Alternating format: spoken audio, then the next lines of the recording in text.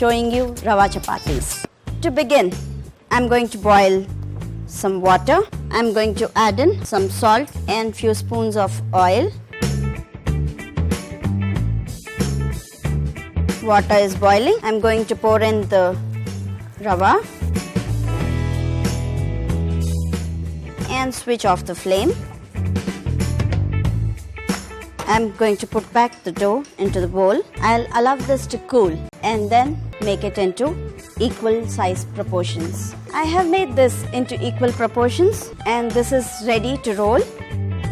I'm dipping this into the rice flour.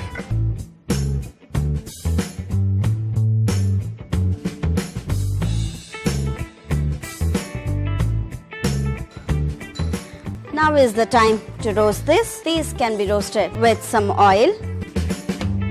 Today I am serving this with some South Indian peas curry, Rava Chapatis with South Indian peas curry. For more recipes, like and subscribe SPL Food.